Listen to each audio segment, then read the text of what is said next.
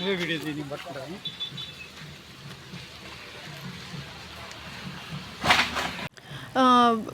పేరు సింధు, మాది అప్పనగూడెం మోతే మండలం. మాకు 2 ఎకరాల 12 గుంటల భూమి ఉంది అప్పనగూడెంలో. మా నాన్నగారు అది 2005లో మా చింతాతయ్య దగ్గర ఏనుగు నారాయణ రెడ్డి దగ్గర కొనుగోలు చేయడం జరిగింది. సో అట్లా ఆ విషయం మీద 14-15 సంవత్సరాల నుంచి కూడా ఇష్యూస్ అవుతూనే ఉన్నాయి. అక్రమంగా పుల్గం నీరోజ పట్టా చేసుకున్న విషయం అందరికీ తెలిసిందే. రీసెంట్గా 1 మంత్ నుంచి నేను ఊళ్ళో ఉండడం జరిగింది. ఊళ్ళో తాతయ్య వాళ్ళతోటూ పెద్ద మనుషులతోటూ ఆమెకున్న అని చెప్తున్న కాగితాలు ఏవి ఉన్నాయో అవి తీసుకొని పంచాయతీకి రమ్మని చెప్పి పిలవడం జరిగింది. కానీ ఆమె ఊళ్ళోకి రాకుండా పోలీస్ స్టేషన్లోకి వెళ్ళి కంప్లైంట్ ఇచ్చి నా మీద మా మమ్మీ మీద ఎఫ్ఐఆర్ చేయించడం జరిగింది. అది కాక జూలై 10th రోజు 25 మెంబర్స్ ఫీమేల్స్ని బర్లపంట బజార్ నుంచి కిరాయికి తీసుకొని వచ్చి నన్ను కొట్టించడం జరిగింది. ఆ రోజు కూడా నేను పోలీస్ స్టేషన్కి వచ్చి కంప్లైంట్ ఇచ్చాను, ఇట్లా నన్ను కొట్టించినారు, చంపడానికి ప్రయత్నించారని చెప్పి. అది ఫస్ట్ డే ఏం కాదు, దానికి ముందు అంటే 8th July, 9th July, 10th July 3 days incidents జరుగుతూనే ఉన్నాయి.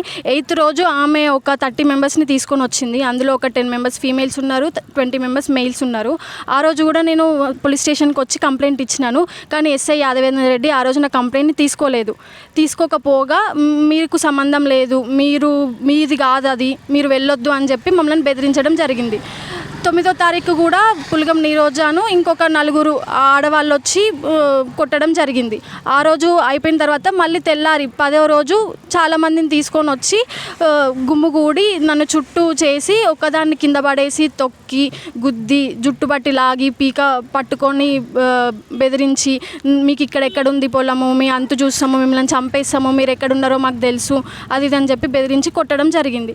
ఆ రోజు నేను పోలీస్ స్టేషన్కి వచ్చి కంప్లైంట్ ఇచ్చినాను. అది ఇచ్చి కూడా ఇప్పటికి 2 weeks దాటింది. సో ఈ ఇష్యూ దాని గురించే మేము మొన్న స్టూడియోకి వెళ్ళి తొలి వెలుగు న్యూస్ ఛానల్లో లైవ్ ఇవ్వడం జరిగింది.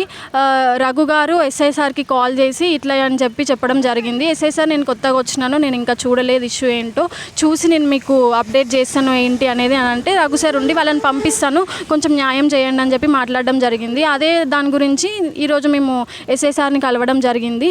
కానీ ఇప్పటికీ కూడా ఇంకా విచారిస్తాము, ఏమైందో చూస్తాము అని చెప్తున్నారు. కానీ దాని గురించి ఇంకా యాక్షన్ ఏది తీసుకోలేదు, ఇంకా అప్డేట్ కూడా ఏమీ ఇవ్వలేదు. దీనికి కారణం మాకు ఈరోజు వచ్చిన సమాచారం ఏంటంటే, మండలంలో ఉన్న ఒక ప్రముఖ రాజకీయ వ్యక్తి దీనికి సహకరిస్తూ నిరోజ పెడుతున్న ఆర్థిక బలంతో లోబడి ఇదంతా చేస్తున్నట్టు మాకు అర్థమయ్యింది. దీనివల్ల మాకు అన్యాయం జరుగుతుంది, అధికారులు న్యాయం కోసం కాకుండా అన్యాయంకే సపోర్ట్ చేస్తున్నట్టు అనిపిస్తుంది.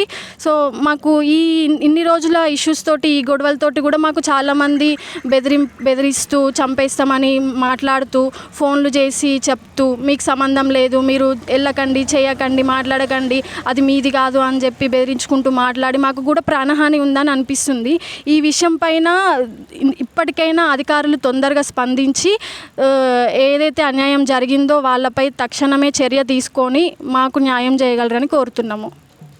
మా అక్క పేరు ఏనుగు సింధు, మా నాన్నగారి పేరు ఏనుగు సురేందర్ రెడ్డి. మాది అప్పన్నగూడెం గ్రామం మోతే మండలం. అప్పన్నగూడెం గ్రామంలో మా నాన్నగారు 2005 సంవత్సరంలో 2 ఎకరాల 12 గుంటల్ని ఏనుగు నారాయణ రెడ్డి దగ్గర కొనుగోలు చేసినారు.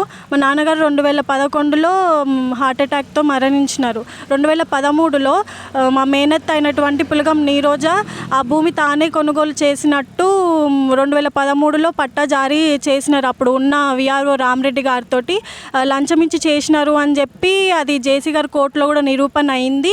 బాగా పంపిణీ అన్న దాని కింద పెట్టి దానికి కావాల్సిన ప్రొసీడింగ్స్ డాక్యుమెంట్స్ కూడా ఏం లభ్యం కాలేదు అందువలన అని చెప్పి జేసీ గారు ఆ పట్ట రద్దు చేయడం జరిగింది. ఆ తర్వాతకి ఆ కేసు అనేది హైకోర్టులో 2023 వరకు కూడా హైకోర్టులో రన్ అవుతూ ఉండగా జేసీ గారు రద్దు చేసిన పట్టాని మళ్ళీ 2022లో ఎంఆర్ఓ యాదగిరి అని చెప్పి అతను మిస్సింగ్ సర్వే నెంబర్ అనే ఆప్షన్ కింద పెట్టి మళ్ళీ పట్టా జారీ చేయడం జరిగింది.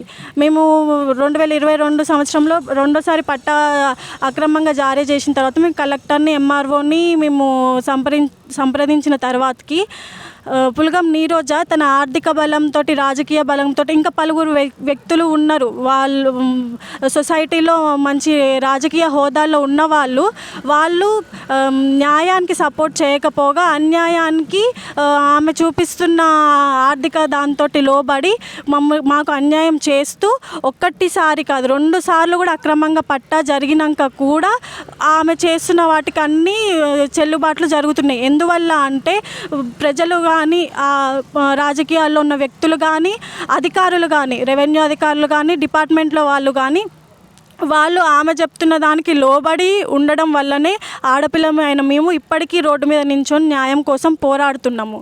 మాకు న్యాయం చేయగలరని కోరుతున్నాము. లేటెస్ట్ న్యూస్ తెలుగు మరియు ఇంగ్లీష్ అప్డేట్స్ కోసం ఇప్పుడే క్యూ న్యూస్ అఫీషియల్ యాప్ని ప్లే స్టోర్ నుండి డౌన్లోడ్ చేసుకోండి. సరికొత్త సమాచారాల కోసం క్యూ న్యూస్ వెబ్సైట్ని ఫాలో అవ్వండి. ఛానల్లో ప్రాంతీయ, జాతీయ, అంతర్జాతీయ వార్తలు వీక్షించండి.